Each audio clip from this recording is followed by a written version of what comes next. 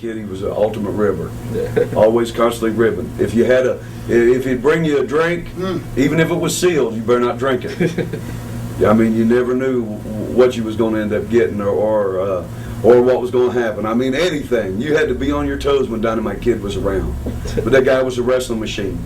I mean, I seen him diving off the top rope out into the floor of the concrete way back before people was even doing it. I mean, he was an animal. You know, he's probably about 180 pounds, ripped to shreds back then, and he was just unbelievable wrestler, you know, just unbelievable. How about Bret Hart? What was he like back then outside? Bret Hart, he was I remember him being a nice guy, I mean, as far as I know, but I remember Bret Hart, one thing about him, if you ever shot him in, he would never take a backdrop.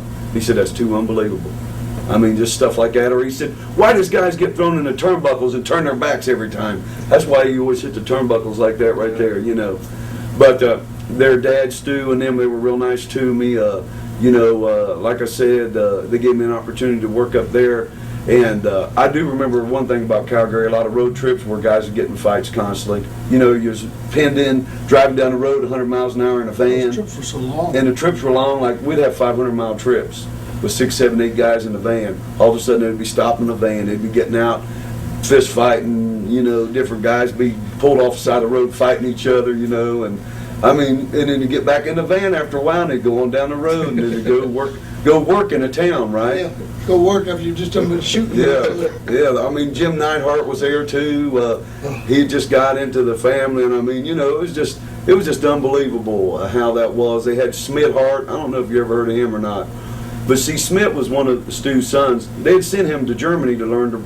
They sent him to Germany, and he came out to the ring with a little Hitler mustache. And when he walked out to the ring, when they announced his name, he opened his robe. He didn't have on nothing under it. Or say, for example, they sent him to Antonio Inoki to learn, and Inoki and him sent him back home because he couldn't learn to work.